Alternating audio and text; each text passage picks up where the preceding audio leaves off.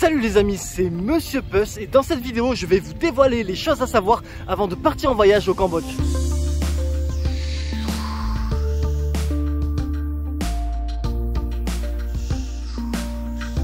Commençons par le commencement, les visas. Alors dans cette vidéo, on va uniquement parler des visas touristes et des différentes manières d'avoir ce visa touriste. Alors la manière la plus simple pour avoir ce visa, c'est le visa à l'arrivée. Alors vous pouvez l'avoir aussi bien à l'aéroport que quand vous passez la frontière de manière terrestre. Alors à l'aéroport, comment ça se passe? Vous arrivez par exemple à l'aéroport de Phnom Penh, il y a un guichet où il y a écrit Visa on Arrival.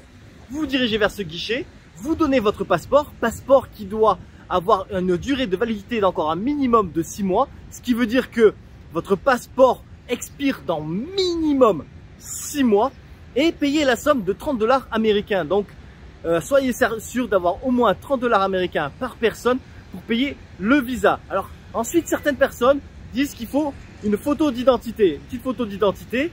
Personnellement, j'ai fait le visa à l'arrivée 2 fois à l'aéroport de Phnom Penh. On me l'a jamais demandé, mais mieux vaut être prévoyant. Prenez quand même une petite photo d'identité sur vous, gardez une photo d'identité sur vous si on vous la demande pour faire ce visa. Une fois que vous avez tout donné, votre passeport qui est encore valable un minimum 6 mois et les 30 $ américains, vous allez attendre environ 15 à 45 minutes et vous allez avoir votre visa à poser sur votre passeport et vous pouvez vous diriger vers les guichets de l'immigration et donc enfin passer la frontière, enfin passer l'immigration et entrer au Cambodge et profiter de votre séjour. Maintenant, pour faire le visa à l'arrivée à la frontière terrestre, que vous venez de Thaïlande ou que vous venez du Vietnam ou du Cambodge, du Laos, vous avez besoin de pareil, c'est-à-dire un passeport qui est encore valide au minimum 6 mois. Donc je répète, ça veut dire que votre passeport expire d'un minimum de 6 mois et payer une somme d'argent en dollars. Alors le prix du visa touriste est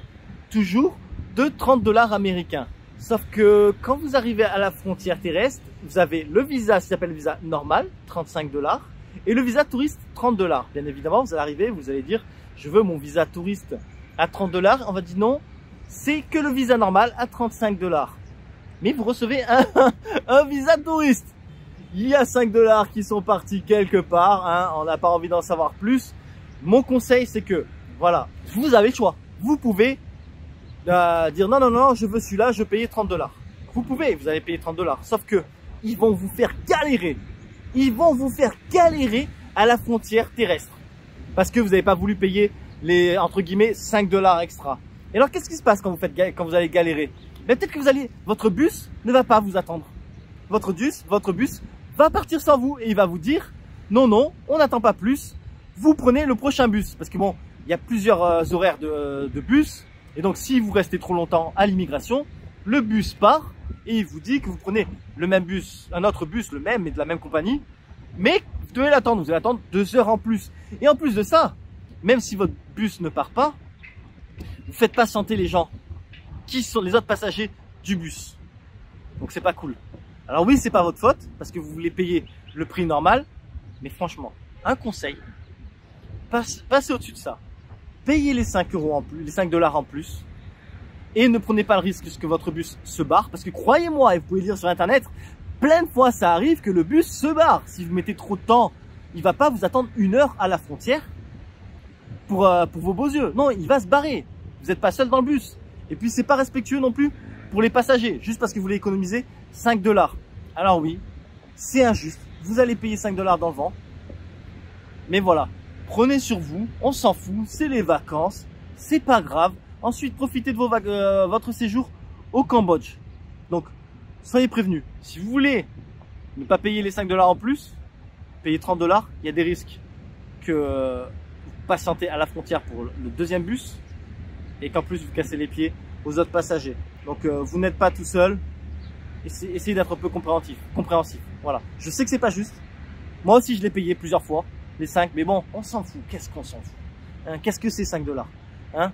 Quand si vous fumez, si vous êtes fumeur, vous achetez des clopes, vous dépensez de la thune dans quelque chose qui vous tue, hein? Donc au final, faut passer au-dessus de ça. Et enfin, dernière précision sur ce visa à l'arrivée, que vous l'obteniez à l'aéroport ou à la frontière terrestre, il sera d'une durée de 30 jours et renouvelable seulement une fois pour une durée de 30 jours. Une autre manière d'obtenir votre visa touriste, c'est le e-visa. C'est un visa qui se fait en ligne. Alors, il va vous coûter aussi 30 $, mais vous devrez payer aussi 6 $ de frais de traitement. Donc, vous voyez, au final, on s'y retrouve encore une fois hein, à la frontière terrestre. Vous payez 5 $ qu'on sait où ils vont. Et là, on va appeler ça frais de traitement en ligne. Donc, le site internet pour faire cette demande de visa, je vous le mets en description. C'est le seul site officiel du gouvernement cambodgien pour faire votre visa en ligne. C'est là où vous allez payer le meilleur prix, c'est-à-dire le prix réel, les 30 $ américains plus les 6 $ de frais de traitement. Si vous passez par des sites qui ne sont pas officiels, vous allez payer bien plus cher, mais vraiment bien plus cher. J'ai vu des sites internet qui vous faisaient les e-visas à 89 $, mais ça c'est du vol. Là oui, là ça c'est du vol. Enfin bon, passons. Qu'est-ce qu'il vous faut pour faire ce e-visa? Donc bien évidemment, il faut toujours un passeport qui sera valide au minimum, qui expirera au minimum dans 6 mois. De ce passeport, il faudra faire un scan ou une photo de la page d'identité, c'est-à-dire la page où il y a votre photo et toutes vos informations. Vous scannez cette page, vous faites une photo de cette page pour ensuite la télécharger sur le site au moment de votre demande du e-visa. Il vous faudra aussi une photo d'identité numérique. Donc vous pouvez tout simplement, moi ce que j'ai fait, j'ai pris en photo, je l'ai fait qu'une fois le e-visa, je l'ai pris en photo, une photo de moi, de photo d'identité moi, et je l'ai téléchargé sur le site internet. Ensuite donc vous rentrez toutes vos informations, vous payez les frais, les 36 $ en tout, et vous devez attendre entre 3 et 5 jours pour obtenir votre e-visa qu'il faudra imprimer et présenter quand vous arrivez au Cambodge. Enfin, ce e-visa a aussi une durée de 30 jours, donc vous pouvez rester 30 jours sur le sol cambodgien et vous devez l'utiliser sous les 90 jours. Par exemple, vous obtenez votre e-visa le 1er juillet, vous pouvez donc aller au Cambodge n'importe quand entre juillet, août et septembre. Vous avez donc 90 jours pour arriver au Cambodge et à partir du moment où vous arrivez, vous pouvez rester donc 30 jours. Et enfin, la dernière manière d'obtenir votre visa touriste, c'est directement à l'ambassade du Cambodge. Alors là, par contre, il faudra déposer votre passeport et donc il faudra revenir le chercher ou vous le faire renvoyer. Encore une fois, il faut un passeport qui expire dans un minimum 6 mois. Vous allez payer 30 $ et il sera valable pour 30 jours. Vous pouvez rester 30 jours sur le sol cambodgien avec ce visa.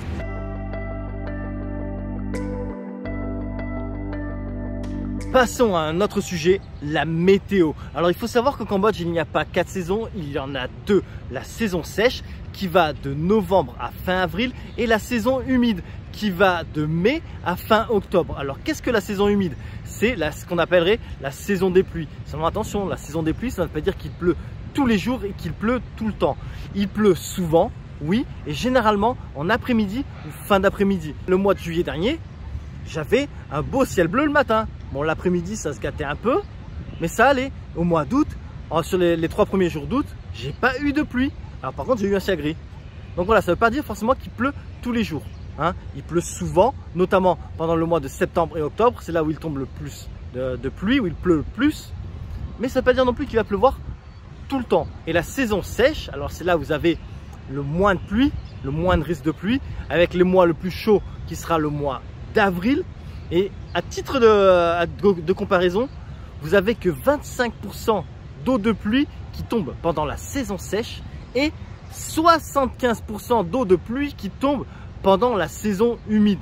Vous voyez quand même une sacrée différence. Alors l'avantage de venir pendant la saison sèche, c'est que vous avez plus de chances d'avoir du beau temps et un ciel bleu. Et l'avantage de venir pendant la saison humide, c'est qu'il y a moins de monde et les prix sont plus bas. Un sujet important quand vous venez au Cambodge, c'est l'argent. Et la première chose à savoir, c'est qu'au Cambodge, il y a 2 devises. Oui, oui, ils utilisent couramment, mais vraiment couramment et de manière tout à fait normale, 2 devises. Le riel, qui est la monnaie cambodgienne, et le dollar américain. Alors, ça peut être un peu surprenant, ça peut paraître un peu compliqué au début, mais on s'y fait vite. Il faut partir d'une base que 1 dollar est égal à 4000 riels. Et ça, c'est comme ça fait des années, ça fait 6 ans que je viens au Cambodge, ça n'a pas changé. 1 dollar américain est égal à 4000 riels. Et ce qui peut être un peu perturbant aussi, c'est qu'on va vous rendre la monnaie des fois en 2 devises. C'est-à-dire qu'à chaque fois que c'est des unités pleines, ça va être en dollars. Et les centimes, ça va être en riel, ou des fois on va donner que des riels. Mais il est probable qu'on vous donne la monnaie en 2 devises. Je vous donne un exemple. Vous voulez acheter quelque chose qui coûte 7,50 €. Vous allez donner un billet de 10 $, quelque chose qui coûte 7,50 $.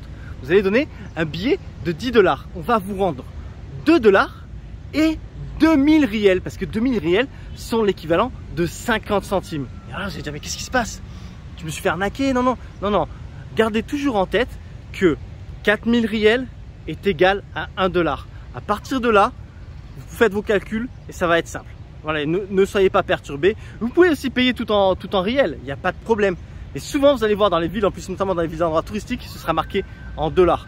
Donc, attendez-vous à ce qu'on vous rende la monnaie en 2 devises. Quand c'est marqué en dollars, ça ne veut pas dire forcément que vous devez payer en dollars. Vous pouvez payer en riel. Il faut que vous y habituez parce que c'est comme ça.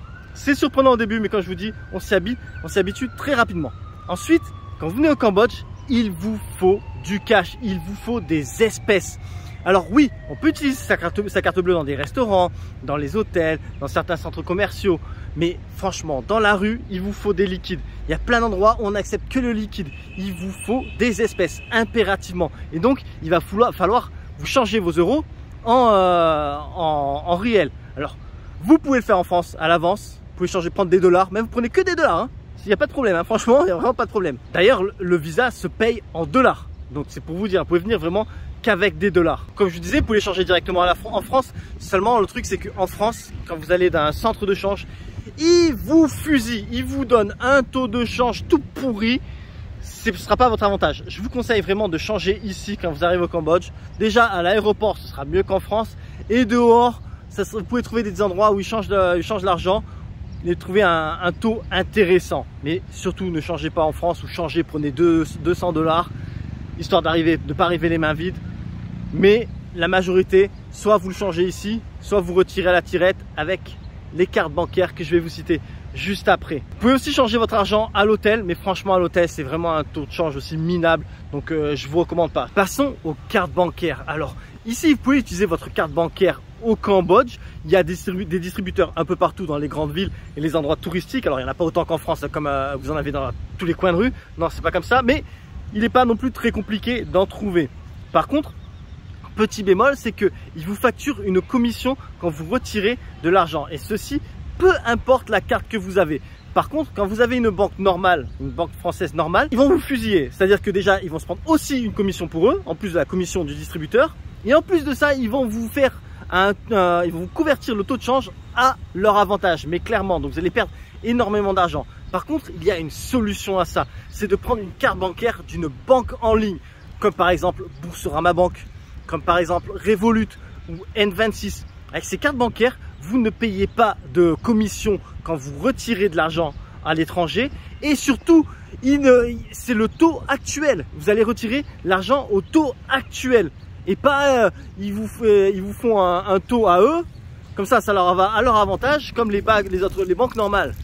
Donc en fait, vous perdez presque rien. Vous payez juste les frais du distributeur. Et ça, c'est inévitable. Inévitable, peu importe la carte que vous avez. Mais si vous utilisez une banque normale, ils vous fusillent. C'est commission du distributeur, commission de la banque, ils vous prennent des frais sur le taux de conversion. Enfin, c'est la totale. Donc franchement, les banques en ligne, une carte d'une banque en ligne, vous allez économiser plein de thunes. Concernant les paiements en carte bleue, c'est la même histoire. Donc les endroits où vous pouvez payer avec votre carte bleue, si c'est une carte bleue d'une banque normale, vous allez vous faire fusiller. C'est-à-dire, encore une fois, ils vont vous prendre une commission et en plus de ça, ils vont vous faire un taux de change à leur avantage. Tandis que si vous utilisez les cartes bancaires des banques en ligne, comme je vous ai dit encore une fois, comme je répète encore une fois, Boursorama Bank par exemple, Revolut ou N26, là vous payez pas de commission sur le paiement et vous payez au taux de change actuel. Donc vous économisez encore une fois plein de thunes. Donc c'est pour ça que même si vous n'avez peut-être pas forcément envie d'ouvrir un nouveau compte en banque, c'est bien même de l'ouvrir juste pour vos vacances. Et après si vous rentrez en France, vous le fermez si vous ne l'utilisez pas. Il n'y a pas de souci, mais vous allez économiser vraiment énormément d'argent, des centaines d'euros si vous voyagez longtemps. Sur un voyage d'un mois, mais vous économisez largement plus de 100 euros. Donc ça vaut le coup.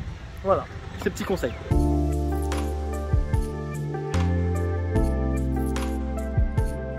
Les assurances. Alors quand vous venez au Cambodge, les assurances voyage ne sont pas obligatoires. Par contre, je vous le recommande vivement. Parce qu'on ne sait jamais. Voilà, ça n'arrive qu'aux autres. Non, non, ça peut aussi vous arriver à vous.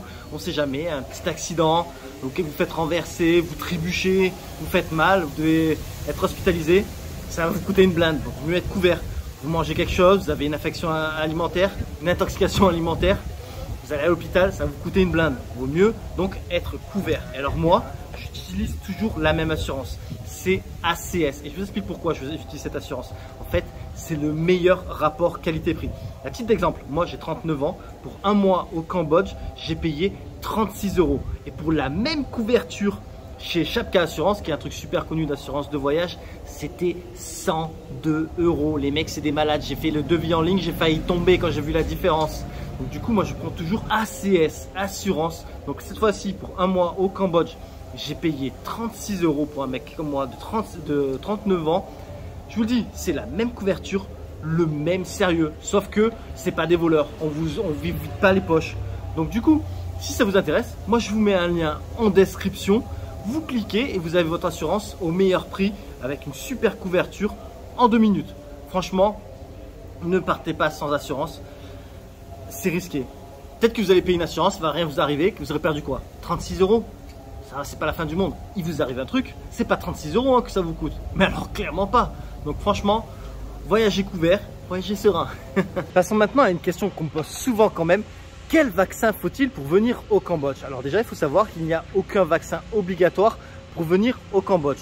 Maintenant, je sais, vous allez lire sur internet ou dans des guides de voyage ou même votre docteur va vous donner toute une panoplie de vaccins. On dirait que vous êtes un camé, quoi, qu'il va falloir faire des picouzes à outrance. Moi, franchement, je vous le dis, ça fait des années et des années et des années que je voyage.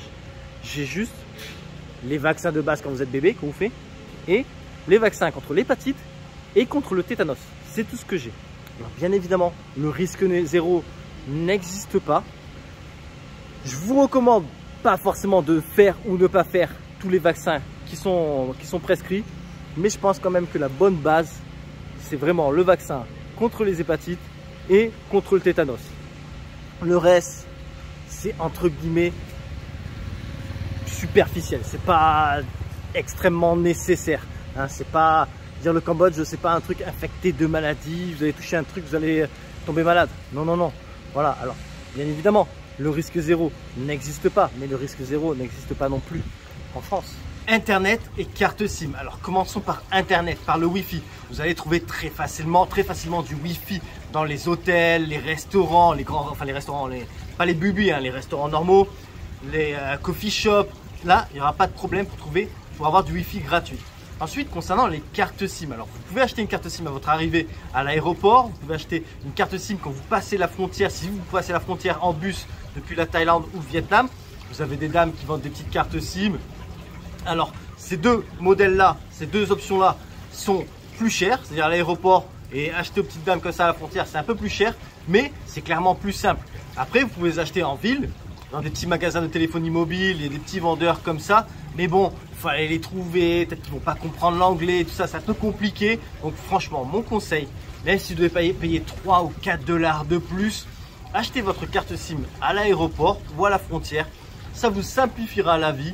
Et puis au moins vous arrivez, vous pouvez commencer vos vacances tranquille, pas vous devez courir à droite à gauche pour chercher une carte SIM. Alors si vous devez l'acheter à l'aéroport, achetez votre carte SIM juste à la sortie de l'aéroport, avant de prendre le taxi. Vous avez des magasins qui vendent que des cartes SIM. Moi personnellement, c'est pas une pub, hein. C'est pas une pub. Ça fait au moins 10 fois que je viens au Cambodge et à chaque fois j'utilise Medphone. C'est le meilleur rapport qualité-prix. Ça marche partout, que ce soit à Phnom Penh, que ce soit à Siem Reap. Quand j'étais à Kampot et même sur les îles Coron, même si sur les îles Coron c'est un peu internet et pas tip top, mais voilà, le Medphone, l'opérateur Medphone, c'est celui qui fait le meilleur rapport qualité-prix et ça marche partout. Donc c'est ma recommandation, achetez une carte SIM à l'aéroport à votre arrivée ou quand vous passez la frontière en bus. Franchement, ne vous compliquez pas la vie à courir à droite à gauche pour chercher une carte SIM et économiser 3-4 $. Des fois, il vaut mieux dépenser un petit peu plus et s'éviter des galères d'aller à droite à gauche.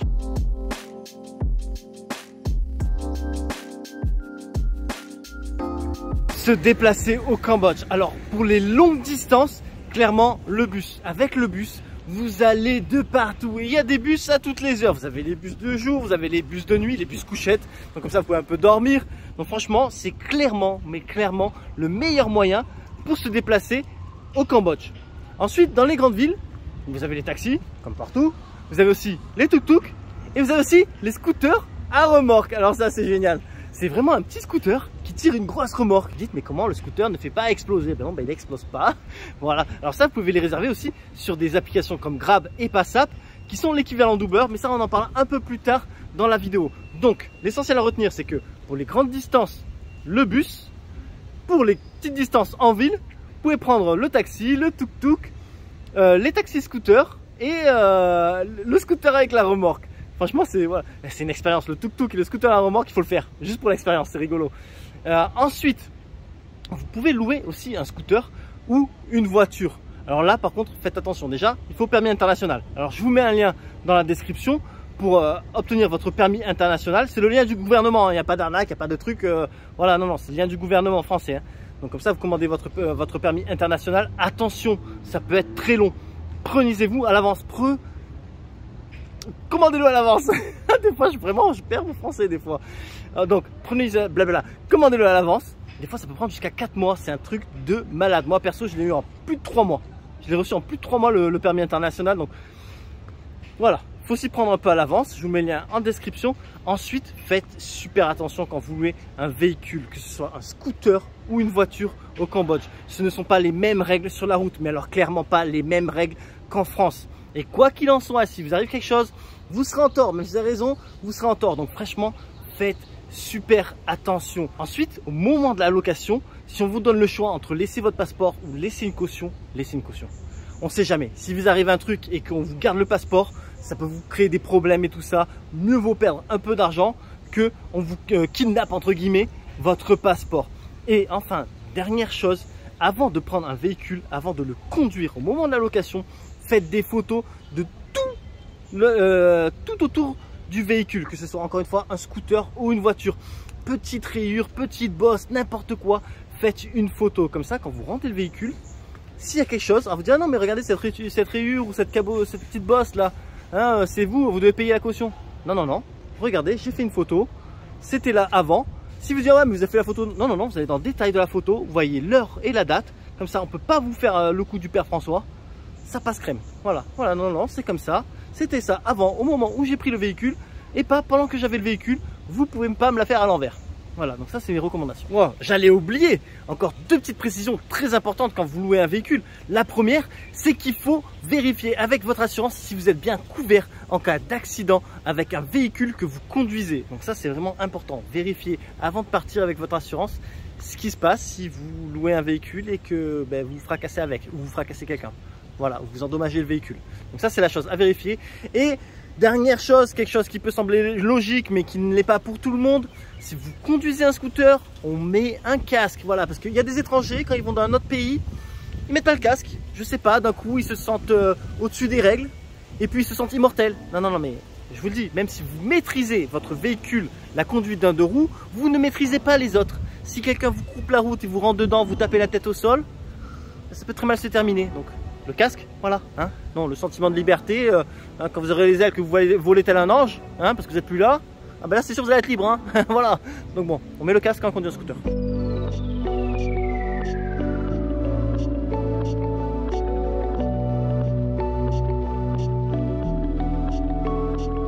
Maintenant passons à la réservation d'hôtel. Alors mon premier conseil c'est de ne pas réserver toutes vos nuits d'hôtel d'un coup pour votre séjour. Réservez d'abord les premières nuits et après vous voyez au fur et à mesure. Pourquoi? Parce que si vous venez et que l'hôtel ne vous convient pas, peut-être que vous allez avoir du mal à vous faire rembourser ou que vous allez devoir payer des frais pour annuler vos réservations. Ou peut-être que même c'est pas l'hôtel qui va pas, mais c'est l'endroit où vous êtes. Vous n'aimez pas la ville, vous n'aimez pas le lieu, vous voulez changer, vous voulez bouger. Donc gardez-vous de la flexibilité. Et comment on garde la flexibilité? C'est en ne réservant pas toutes vos nuits d'hôtel d'un coup. Réservez les 2-3 premières nuits et ensuite voyez comment ça se passe. Comme ça, si ça vous plaît, vous pouvez rallonger votre séjour à cet hôtel, à tel ou tel hôtel. Et si ça ne vous plaît pas, vous pouvez partir, vous êtes libre de partir. Et même si vous voulez partir et qu'il n'y a pas de remboursement possible, c'est pas grave, vous ne perdez pas beaucoup. Donc ça, c'est mon premier conseil. Mon deuxième conseil, c'est d'utiliser booking.com pour réserver votre hôtel, car c'est ici que vous trouvez les meilleurs prix. Je vous donne un exemple. Pendant mon séjour à Phnom Penh, j'ai séjourné à l'Ebotum Hotel. J'avais une chambre confortable de 29 mètres carrés à l'avant-dernier étage avec une vue sur le fleuve et la ville. Il y avait aussi un balcon avec vue sur le temple d'à côté et le Royal Palace, franchement au top. Ensuite là, c'est la petite salle de bain avec cabine de douche, et dans la chambre il y avait aussi des peignoirs de beaux gosses, un coffre-fort pour vos lingots, le coin télé où se trouvait aussi de quoi vous faire du café ou du thé. Enfin, vous avez aussi un rooftop avec un restaurant et une piscine à débordement, et avec petit déjeuner inclus. Sur booking.com, j'ai payé 37 € la nuit. Et à titre de comparaison, sur Agoda, au même moment, la même chambre, elle était à 40 € la nuit. Et alors encore mieux, sur le site de l'hôtel, donc la même date, la même chambre, elle était à 47 € la nuit. Donc c'est pas une pub là, j'essaye pas de vous faire une pub. C'est vraiment pour vous faire économiser de l'argent. Booking.com, quand vous êtes au Cambodge, c'est la meilleure plateforme pour avoir les meilleurs prix sur les hôtels. Et d'ailleurs, si cet hôtel vous a plu et que vous êtes de passage à Phnom Penh, je vous mets un lien en description, vous cliquez et en 2-3 minutes, le tour est joué. Vous avez réservé vos nuits sur Booking.com et donc au meilleur prix à cet hôtel.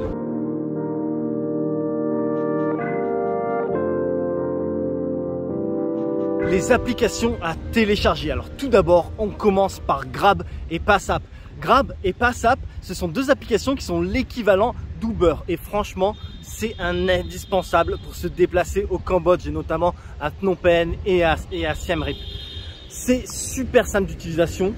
Grab, ce qui est bien, c'est que vous pouvez la télécharger directement depuis la France et vous enregistrer directement depuis la France.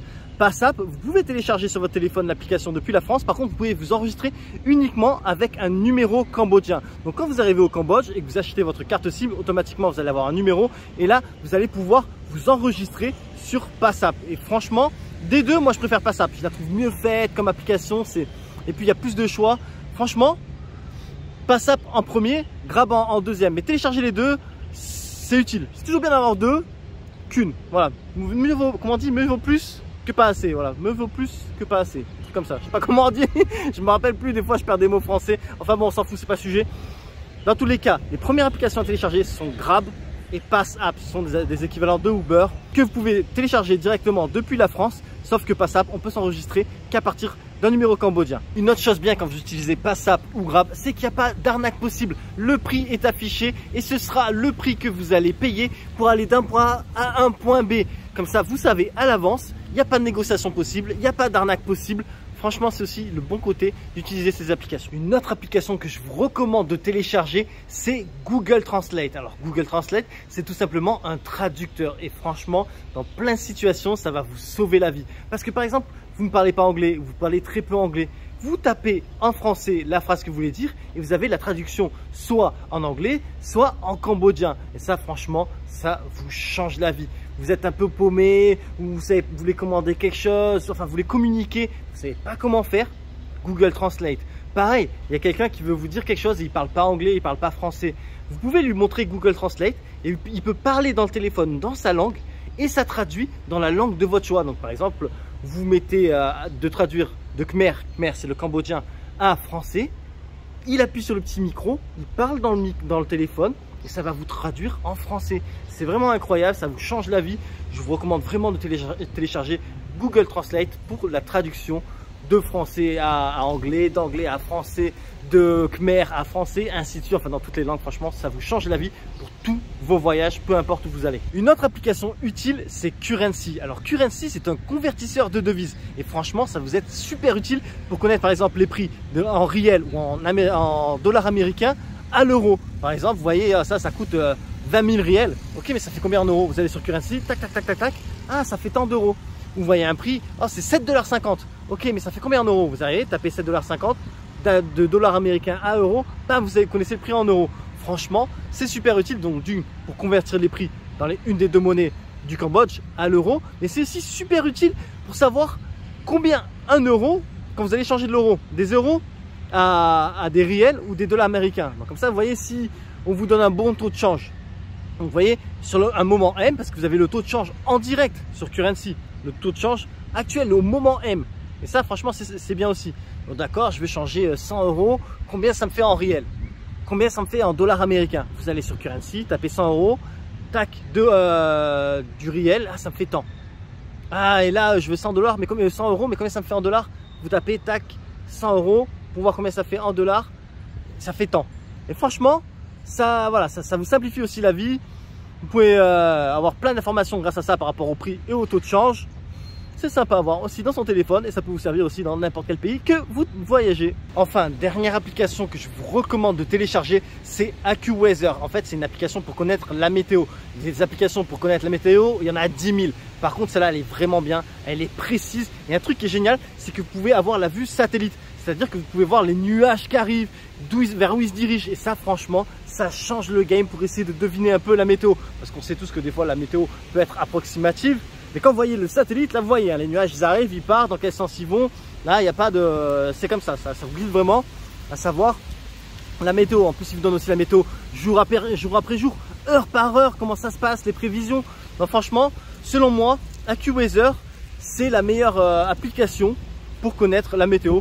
Donc voici la dernière application à télécharger quand vous voyagez ou même quand vous êtes en France, hein, ça peut toujours vous servir aussi en France. Hein. Et enfin, on termine par les choses à mettre dans votre valise. Alors non, je ne vais pas vous dire 3 shorts, 4 t-shirts, 2 chemises. Enfin bon, je peux quand même vous dire pas de pull et pas de veste parce qu'au Cambodge, il fait toujours chaud. Toute l'année, il fait chaud. Enfin, la première chose importante à mettre dans votre valise, c'est si vous avez des médicaments à prendre, que vous prenez un traitement de manière régulière. Prenez-les et mettez-les dans votre bagage en cabine et pas dans votre bagage en soute. Alors, pourquoi déjà il faut prendre ces médicaments? Peut-être qu'on peut les trouver au Cambodge, mais peut-être que non. Ou peut-être qu'ils sont sous un différent nom, donc ce sera difficile à les trouver. Ou peut-être que vous allez dans un endroit où il n'y a pas beaucoup de pharmacies, qui ne sont pas des médicaments spécifiques. Donc vraiment, prenez, si vous partez un mois, prenez tous vos médicaments, votre traitement pour un mois, voire plus, on ne sait jamais, mieux vaut être large. Première raison pourquoi il faut les prendre. Ensuite, pourquoi il faut prendre ces médicaments et les mettre dans votre bagage en cabine et pas bagage en soute? C'est simple, votre bagage en cabine est toujours avec vous. Vous ne pouvez, entre guillemets, pas le perdre, à moins qu'il se passe quelque chose, je ne sais quoi, mais normalement, vous ne perdez pas votre bagage en cabine. Hein. Le bagage en soute, vous ne le contrôlez pas. Il est en soute, il peut arriver en retard, il peut être perdu. Et si vous avez un traitement, notamment un traitement important à prendre, des médicaments à prendre qui sont importants et qui sont perdus, là, ça va être le début des problèmes et vous n'avez pas envie de commencer votre séjour comme ça. Donc la première chose à mettre dans votre valise qui est avec vous en cabine, c'est vos médicaments. Surtout si vous avez un traitement. Si c'est du paracétamol, non, ça, le paracétamol, vous le trouvez très facilement au Cambodge. Il y a zéro problème pour ça. Mais d'autres médicaments, c'est bien de les avoir avant de partir. Ensuite, une autre chose, c'est les lentilles de contact, les lentilles de vue. Pareil, vous pouvez peut-être en trouver au Cambodge, mais ce sera peut-être pas celles à votre vue ou celles qui sont adaptées à votre œil, à vos yeux. Il vaut mieux les avoir en avance. Donc pareil, on les met dans le bagage qui va en cabine et pas en soute, parce que pour la même histoire, s'ils se perdent, vous les avez pas, ça va être une galère pour en trouver quand vous arrivez au Cambodge. Voilà, vous ne voulez pas encore une fois commencer les vacances comme ça. Les filles, pareil, si vous prenez la pilule, prenez directement votre tablette de pilule pour un mois et comme ça, vous n'avez pas à galérer à en trouver une ici au Cambodge. Il faut savoir que les filles en Asie du Sud-Est prennent très peu la pilule, donc il sera peut-être un peu compliqué d'en trouver. Dans les grandes villes, ça se trouve, dans les petits endroits, beaucoup moins. Et c'est peut-être pas celle que vous utilisez. Donc les filles, prenez la pilule. Une autre chose pour vous les filles et les femmes, prenez des tampons. Pareil, en Asie, les filles et les femmes utilisent des serviettes hygiéniques. Elles utilisent très peu des tampons. Donc ce sera très difficile pour vous d'en trouver. Peut-être dans certains endroits, dans les grandes villes, et encore. Donc pareil, mieux vaut prévoir une petite boîte de tampons. Enfin une boîte ou deux, je sais pas, je suis pas une femme, hein, mais prévoyez ce dont vous avez besoin au cas où si vous avez vos règles et que vous avez besoin de tampons. Parce que sinon, vous allez vous retrouver avec des serviettes hygiéniques. Peut-être que ce n'est pas ce qui vous plaît et ce n'est pas avec quoi vous vous sentez confortable. Ensuite, on revient sur les médicaments. Alors, il y a un médicament qu'on peut trouver très facilement ici au Cambodge, c'est le Smecta. Le Smecta, c'est quoi? C'est si vous avez une diarrhée, ça vous coupe ou ralentit la diarrhée. Alors, oui, on peut le trouver très facilement au Cambodge, mais alors pourquoi Monsieur Puss, il nous les faut avant? En fait, c'est le genre de médicament que vous avez envie d'avoir avant et que c'est pas que vous avez envie de courir après au moment où vous avez la diarrhée. Non, non, clairement pas. Donc c'est pour ça c'est aussi bien d'avoir ce médicament sur vous. Donc pour rappel, les choses essentielles à mettre dans votre valise et notamment dans le bagage qui part en cabine, c'est vos médicaments si vous avez un traitement spécial. On ne parle pas de paracétamol, hein, on parle d'un médicament qui vous soigne de quelque chose ou dont vous avez besoin pour un certain traitement. Les lentilles de contact si vous avez besoin, si vous portez des lentilles de contact pour vos yeux. Pour les femmes, votre pilule et des tampons. Après, vous mettez ce que vous voulez dans votre valise. Voilà. Hein. Vous voulez mettre des pantalons, des jupes, des robes, des shorts, des t-shirts, vous faites ce que vous voulez. Mais le plus important, c'est ce que je viens de mentionner. Et voilà les amis, c'est la fin de cette vidéo. J'espère qu'elle vous sera utile pour votre prochain voyage au Cambodge. Et si elle vous a plu, n'hésitez pas à mettre un j'aime. Et ceci dit, les aventures en Asie continuent. Donc si vous désirez ne rien manquer, n'hésitez pas à vous abonner. Et je vous dis donc à la prochaine sur ma chaîne La Bizette. Mouah.